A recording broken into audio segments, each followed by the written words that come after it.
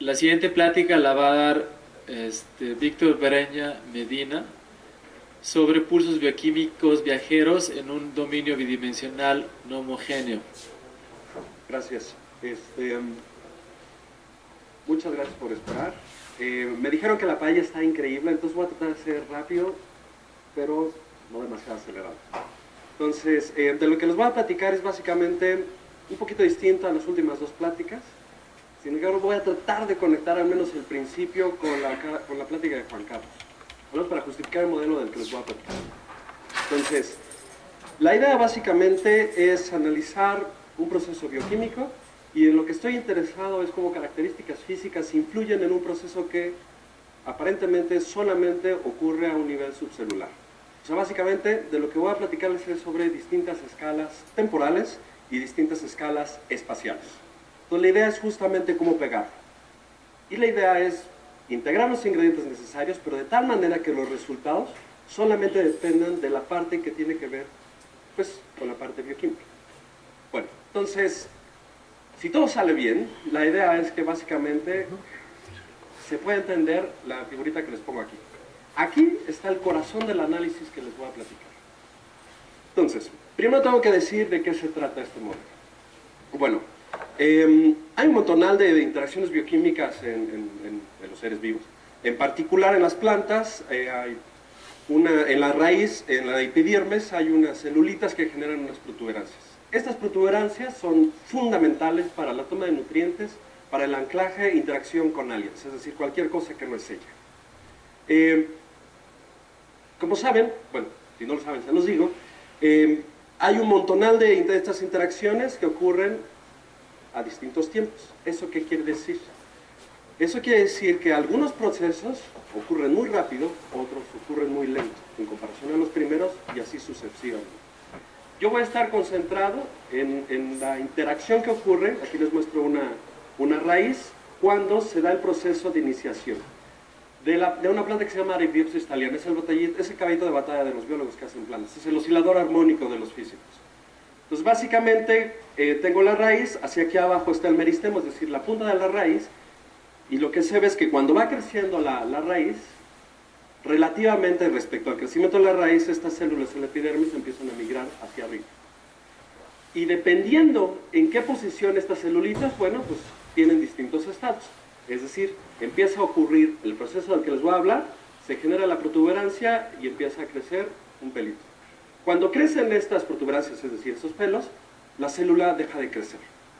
Entonces, lo primero que voy a decir es que me fijo en una célula tal que todavía está creciendo, pero que sin embargo el proceso bioquímico que ocurre dentro de la célula es mucho más rápido que la razón de crecimiento de la misma. Entonces, aquí les muestro una fotografía, es un corte transversal donde vemos que en la epidermis hay dos tipos de células, las que están aquí, que no generan nada, y las otras células que generan estas protuberancias. Entonces, la primera pregunta que nos podemos hacer desde el punto de vista de la morfogénesis, del estudio de las formas y de cómo crecen los seres vivos, pues básicamente, ¿qué es lo que produce? ¿Cuáles son los ingredientes? ¿Qué son los agentes bioquímicos que le dicen a estas células que aparentemente en un principio, que crecieron en el meristemo, que son iguales, cuáles de ellas generan protuberancias y por qué las otras no? Y las que no, ¿qué hacen? ¿Se comunica con las que generan estas protuberancias o están nada más ahí reposando? Entonces, para identificar los ingredientes necesarios, los biólogos son buenísimos para eso, hacen un montón de experimentos, conocen perfectamente lo que, bueno, menos aparentemente conocen lo que ocurre, y se dan cuenta que si dentro de estas células hay una familia de proteínas que se llama Rho de plantas, yo los voy a llamar simplemente ROPS. Esta familia son alrededor de 300 miembros, y cada miembro hay un montonal de ellos. Imagínense que está ahí una caja, donde hay un montonal de cuates que están jugando y cada uno de ellos hace algo. A veces interaccionan con unos con otros, a veces no. En particular, si a esta familia de miembros se les impide activarse o desactivarse adecuadamente, es decir, generar el proceso que debilita la pared de la célula, pues lo que vemos es, por ejemplo, estas células que están pintadas de color, donde se generan protuberancias en lugares asimétricos. Es decir, los casos no típicos. Entonces, de alguna manera eso lo que está diciendo es, si yo no tengo idea qué ocurre, al menos sé que por un experimento, si yo modifico esa familia de proteínas, pues ocurre algo raro. Entonces lo que tengo que estudiar es preciso, para que se dé el proceso de iniciación, es precisamente a esa familia de proteínas. Entonces me fijo en una de estas células, aquí les muestro otra fotografía, donde aquí está la parte de la célula que apunta hacia el meristemo, que se le llama parte basal, y la parte apical, que está por acá. Y lo que se ve es que se generan protuberancias en distintos puntos. El caso típico es que solamente se genera una protuberancia. ¿Cómo? No puse la fotografía, perdón. Simplemente cuando se genera una protuberancia solamente en un solo lugar. Entonces, en principio, lo que podemos ver de esta fotografía es que si se generan varias protuberancias, ¿por qué estas protuberancias no están distribuidas simétricamente con respecto a la longitud de la célula?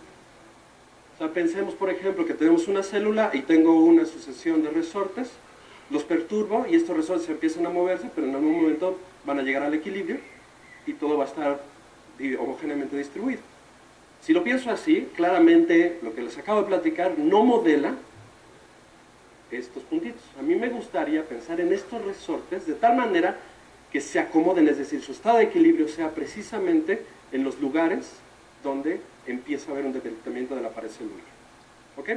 Entonces, por un lado, los resultados que les voy a mostrar, voy a mostrar resultados y explicarlos, no voy a dar los detalles, describen precisamente cómo puedo generar multipulsos, es decir, protuberancias o acumulación de estas proteínas que generan debilitamiento en la celulita en varios puntos, pero además voy a mostrar que precisamente si tengo una de estas células y la tomo fotografías a distintos tiempos, veo que si genero inicialmente dos lugares donde ocurre un debilitamiento de la pared celular, entonces solamente una de estas protuberancias crece lo suficiente, la otra se muere. O sea, de alguna manera compiten estos dos lugares, y compiten por recursos. ¿A qué me refiero por recursos? Bueno, a eso voy. Entonces, la idea es, tengo un modelo, tengo una interacción bioquímica, sé cuáles son los agentes que tengo que estudiar, pero el demonio está en los detalles. Entonces, pero como no quiero tanto detalle, lo que voy a hacer es idealizar. Entonces, esto es un modelo, es básicamente eso. Entonces, pensemos en una célula, es un casco cilíndrico. En la línea punteada es donde ocurre esta interacción de la que les estoy hablando. ¿Por qué considero esa región de la célula? Porque es ahí donde ocurre el debilitamiento de la pared celular. Lo que yo sé experimentalmente es que hay un flujo de una hormona, pintada aquí en color púrpura, que se llama auxina. La auxina es la estrella de esto. Resulta que la auxina determina cuando un fruto tiene que crecer, cuando crece participa cuando hay heridas en la célula, como vamos a ver determina cuando se generan esas protuberancias, es la estrella. Pero lo que sabemos, a base de experimentos, es que precisamente la auxina fluye en el camino simpláctico dentro de la célula, pero también el camino apoplástico, que es alrededor de las celulitas. Si es el camino simplático, es decir, dentro de la célula, hay unas compuertas en los extremos de mi célula, longitudinalmente, son unas compuertas bioquímicas que le permiten la entrada al flujo de la auxina, pero no la salida por este lado, y por este lado le dice, déjate, te puedes ir. Entonces, eso lo que genera es un gradiente, es decir, una distribución no homogénea de esta hormona. ¿De acuerdo? Lo que ya también sé es que la auxina se difunde a una rapidez de 2 órdenes de magnitud más o menos más grande que la familia de proteínas en la cual yo estoy interesado. Entonces, lo primero que tengo que hacer ahora es, ok, tengo que fijarme ahora en la escala en la cual quiero estudiar este proceso. Entonces, la escala de tiempo en la cual quiero estudiar este proceso es precisamente la escala de difusión de la familia de proteínas. Ahora, como son 300 miembros, y eso es muy complicado, yo voy a hacer una simplificación muy fuerte, y es básicamente pensar en que U y B me representan densidades de la concentración de proteínas de los que están activos y de los que están inactivos. Los que están activos se pegan a la membrana celular por medio de algún proceso bioquímico y se empiezan a quedar ahí. Como si estuviera con mis cuates, me quedo ahí platicando y quiero que vayan llegando más cuates que se van acercando, acumúlense conmigo y nos vamos a encargar de debilitar la pared celular. De todos ellos hay una razón R que me va a decir precisamente todos esos activos que debilitan la pared celular. Sin embargo, como estoy pensando que esto es un proceso, conectando con la plática de Juan Carlos, lo puedo pensar como un movimiento que sigue un movimiento browniano, es decir, cada uno de estos individuos se mueve de forma que siguen una distribución gaussiana, entonces Pues eso, según la plática de Juan Carlos, me dio un proceso difusivo. ¿Ok? Eso quiere decir que algunos de ellos se pueden desactivar espontáneamente. A una razón C. Sin embargo, V me representa a todos esos que participan en este proceso, pero que no debilitan la membrana celular. Entonces, de alguna manera, lo que puedo pensar es que V son todos aquellos que están ahí viendo a dónde se van, se mueven libremente, y U son todos ellos que dicen, ahí está mi cuate, me voy con él, voy a platicar, y cuando llego con él me difundo de una manera mucho más lenta. Representado por D1 mucho más pequeño que D2. Son la rapidez de difusión. Ahora, lo que yo sé es que la hormona es la estrella de todo esto, y yo sé que está distribuido longitudinalmente de forma inhomogénea. Como estoy en la escala en la cual estas proteínas están participando, entonces voy a pensar que este flujo es independiente del tiempo. Es decir, es espacialmente dependiente. Pero además, lo que voy a suponer, y es bueno, lo que supusieron Robert Payne y Claire Grayson es básicamente, ok, yo sé que la hormona está haciendo algo, pero no tengo idea qué hace. Entonces, voy a proponer que donde participa esta hormona es precisamente en el proceso de catalización. Es decir, de todos los cuates que están dentro de la célula, la hormona le dice, vente para acá y actívate aquí. ¿Te cae? Justo la idea de este modelo es mostrar que eso es una buena hipótesis. Entonces, están activos, es un proceso, se llama autocatalítico, es decir, de feedback positivo. ¿Cómo se traduce el feedback? De retribución. Bueno, se activa y entonces se vuelve a alimentar del mismo, pero el funcional que va a modelar precisamente este proceso, donde voy a integrar a la auxina, va a estar dado por un funcional de los activos y 3 parámetros kappa. Kappa 1 son todos aquellos que se activan espontáneamente. Kappa 3 es un parámetro que me va a decir actívate pero no tanto, porque bueno, no se puede activar infinitamente, tiene que estar acotado. Y K2 le voy a llamar un acelerador, es un acelerador bioquímico. Es decir, Kappa 1 se activa espontáneamente, pero Kappa 2 promueve la activación. Y es ahí donde voy a integrar a la auxina. Entonces, lo puedo justificar por medio de la ecuación de continuidad desde el punto de vista determinista, o estos dos términos, ahorita explico cada uno de ellos, o también lo puedo explicar desde el punto de vista de la plática de Juan Carlos. Y lo voy a acoplar con unos términos que vienen de una cosa que se llama ley de acción de masas. La ley de acción de masas básicamente me dice que la razón de cambio de una densidad de una concentración de un compuesto es directamente proporcional al producto de las concentraciones de los elementos que componen al compuesto, valga la redundancia. Entonces, en este sentido, estos términos me representan precisamente el proceso autocatalítico, catalizado a su vez por la auxina. Por eso tengo aquí el parámetro K20 que me va a decir qué tanta auxina hay dentro de esta célula, o sea, modula el término que me dice actívate mucho, para U cuadrada es me activo, entre más U tengas, pues más activo estoy, y B es precisamente le beneficia a un activo conectarse con un inactivo, y a los inactivos es desfavorecedor encontrarse con los activos. Básicamente estoy caminando, estoy platicando y es una fluctuación de, si te vienes para acá, tú pierdes un miembro, pero yo gano uno. Y esta función alfa X la voy a pensar decreciente, es decir,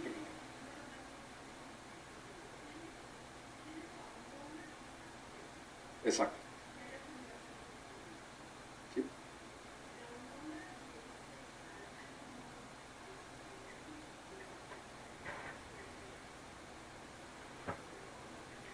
Digamos que de los inactivos te pasas a la clase de los activos, que son los que están agarrados a la membrana.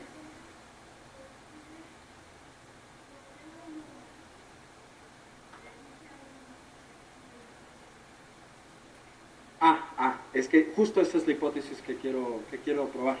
O sea, la hormona está ahí. En realidad, lo que estoy diciendo es una hipótesis muy fuerte, porque estoy diciendo que puedo diferenciar entre los que están inactivos y los que están activos. En realidad, eso es falso, porque experimentalmente no lo puedo hacer. Pero lo que sí puedo suponer es cómo actúa la distribución de auxina dentro de la célula. Es decir, tengo ahí unas proteínas, estoy distribuida de forma inhomogénea longitudinalmente, y lo que me gustaría ver es, bueno, esta hormona lo que va a hacer es catalizar, va a ser un proceso de aceleración bioquímica. Entonces, lo que me gustaría ver es dónde va a haber una alta concentración de los que yo llamo activos. ¿Cómo lo voy a ver? Directamente es imposible, porque no puedo hacer esta diferenciación, pero lo que sí puedo ver es dónde hay una protuberancia en la célula. Entonces, quiero describir cuál es el papel de la auxina en este sentido. O sea, voy a suponer que acelera bioquímicamente y lo que voy a mostrar es que, siendo esta su posición, actúa de determinada forma. De la auxina, exacto.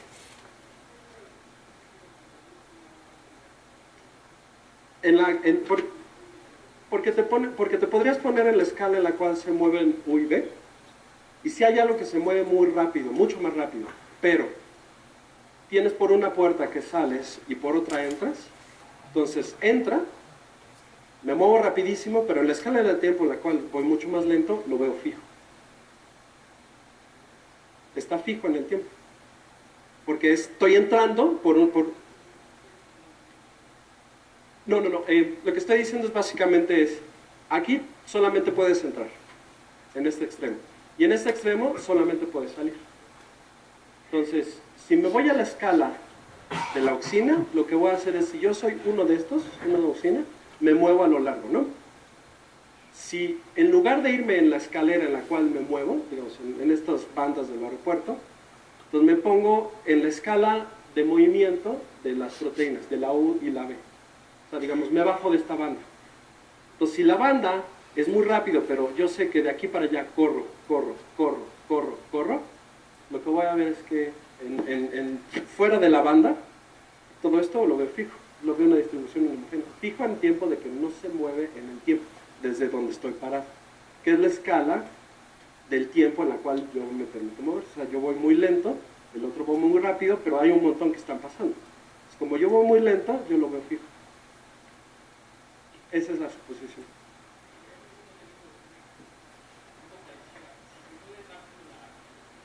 Auxilio.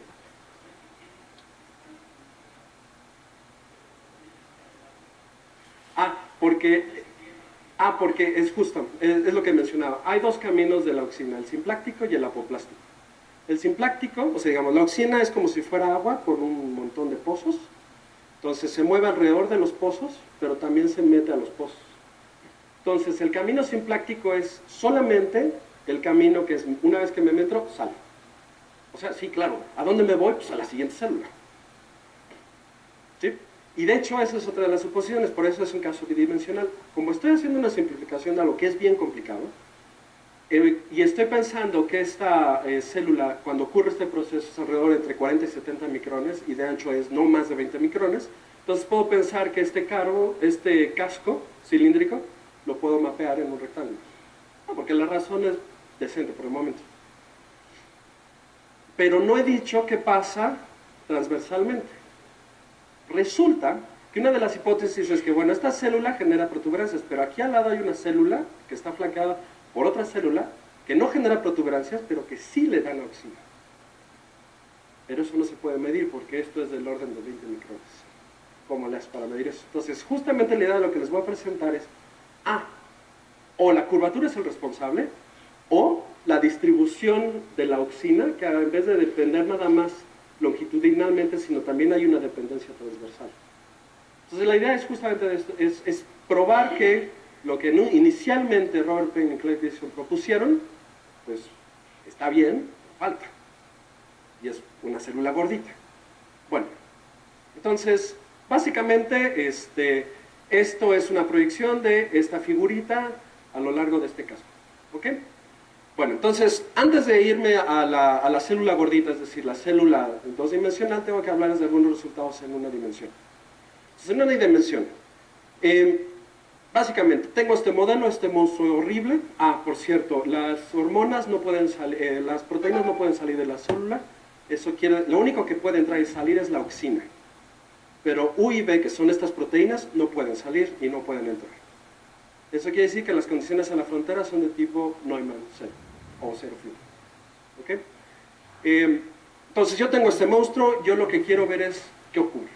Es decir, yo lo que quiero censar es donde tengo una alta densidad de los que están activos, porque eso me va a representar donde hay un debilitamiento celular, de la pared celular. Entonces, lo primero que uno hace, lo que hicimos fue, lo meto a la computadora y veo que sale. Y después pruebo que lo que sale es verdad.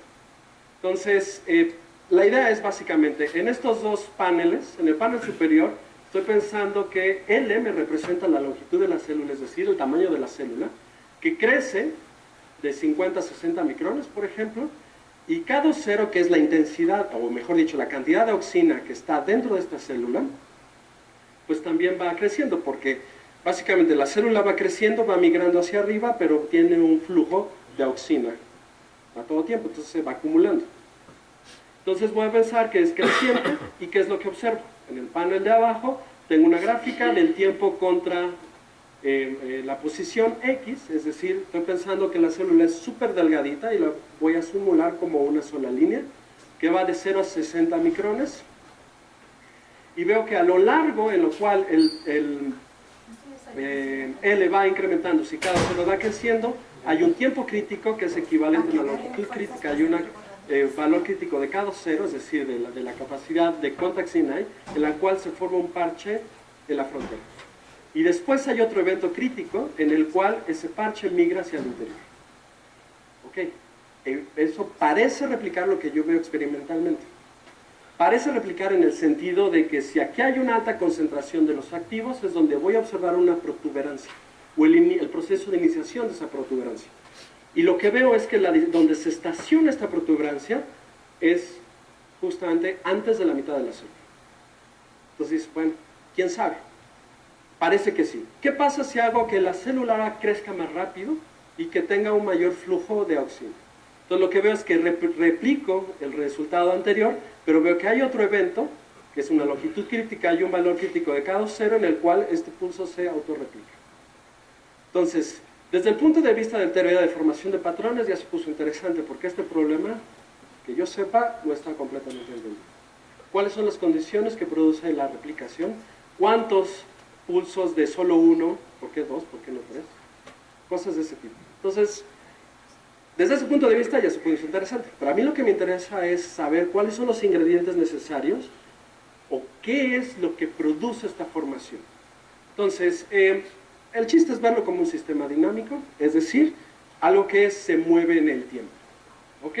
Es decir, tengo que la razón de crecimiento de los activos y la razón de crecimiento de los inactivos es directamente proporcional a estos términos que me representan la interacción cinética de los inactivos y de los activos debido a la auxina, y un término que me representa muévete de forma como movimiento browniano, pero que macroscópicamente es un proceso difusivo. Entonces, en ese sentido, lo veo como un sistema dinámico, y entonces lo que voy a graficar es, bueno, si varío la auxina, es decir, qué tan buena es la auxina para activar, y lo grafico contra la norma L2 de U, que es otra forma de decir qué tantos activos hay en toda la célula, lo que voy a encontrar es que básicamente hay 4 familias para este rango de parámetros K20 de estados estables. Es decir, lo que voy a ver es, acuérdense, un sistema dinámico, me tengo que fijar en dónde las derivadas con respecto del tiempo son 0. Es decir, cuáles son los estados que yo puedo observar. Pero mejor dicho, de los que yo puedo observar son los que son estables, es decir, los que en el tiempo no se mueven. Y precisamente lo que estoy graficando aquí es que tengo una familia de soluciones tales que así son los estados. Es decir, la línea azul, que son los activos, tiene un máximo en un punto asimétrico respecto a la longitud, y los rojos son los inactivos, donde pues tiene un mínimo precisamente en donde tengo un máximo. Y equivalentemente en la frontera tengo lo que sería el equivalente a un mutante, es decir, más de un solo pulso, o 2 en el interior. Los puntos negros son bifurcaciones tipo silla-nodo. En realidad es un poquito más general, pero es básicamente cuando pierde estabilidad esta familia. Entonces, en otras palabras, si yo lo veo de forma simultánea y en lugar de variar solamente K20, sino varío también la longitud, porque yo quiero explicar estos diagramas acá, lo que observo es que tengo unos escalones que se superponen. Entonces, como estas escaleras que son de caracol, y los escalones están unos sobre otros. Hay una parte que está encima del de abajo. Entonces, eso básicamente es histéresis. ¿Por qué? Si yo me muevo a lo largo de la línea azul, que es precisamente la que parametriza el crecimiento de la línea verde y el crecimiento de la línea púrpura, que es K0 y L, en este diagrama lo que veo es que voy atravesando líneas, es decir, los escalones, porque estoy viendo simultáneamente esta figura, los escalones donde tengo gano estabilidad, pierdo estabilidad, gano estabilidad, gano estabilidad, pierdo estabilidad, pierdo estabilidad. O sea, cada vez que voy cruzando estas curvas, voy moviéndome de una familia a otra, que precisamente me describe que de ser la familia de los parches que estoy en la frontera, paso a la familia de los parches que estoy en el interior, que paso a la familia que tengo más de un solo parche. Y eso es, pues básicamente un diagrama de explicación. Pues al menos ya pude ver que el sistema que estoy analizando, que a su vez viene de la suposición de que la hormona es la estrella, de tal manera que no solamente es la estrella, sino que la estrella en el sentido de que cataliza este proceso, pues reproduce, al menos numéricamente, lo que yo observo experimentalmente. ¿Ok? ¿Qué más? Bueno, yo quiero ver, esto es numérico nada más, esto igual es falso. Yo lo que quiero probar es que efectivamente, numéricamente, esto tiene sentido. Entonces, fijo un valor de K2,0, fijo la longitud, dejo correr en el tiempo, veo que rapidísimamente, digamos, hago de no tener nada, es decir, no tengo ninguna condición inicial predeterminada, excepto una perturbación pequeña del estado donde no hay nada, es decir, donde tengo 0. Y lo que veo es que rápidamente se forma un parchecito, aquí se ve una región súper delgadita, y ese parche empieza a migrar hacia el interior y se estaciona. ¿Cuál es el perfil? Pues el perfil es una de estas cosas. ¿Ok? Entonces esto me habla de dos cosas. Yo le estaba hablando de escalas, y estaba hablando de escalas temporales. Aquí hay dos escalas espaciales. La primera escala espacial es que si yo veo esta figura desde muy lejos, este pulsito lo puedo pensar como una línea. En otras palabras, si veo este pulso y lo veo desde allá atrás, esto es como si fuera una delta de Dirac. Si yo me acerco a este pulso, pues esto tiene forma de una campanita. Entonces, ya tengo dos escalas espaciales y dos escalas temporales. La temporal es donde se forma el pulso y la escala en la que mide. ¿De acuerdo? Y bueno, aquí simplemente lo que hice fue dar una auxina más prolífica y generar dos pulsos en los cuales veo que cuando tengo más de un pulso, la amplitud de estos pulsitos es asimétrica. ¿Quién es el responsable de eso? Numéricamente no tengo idea.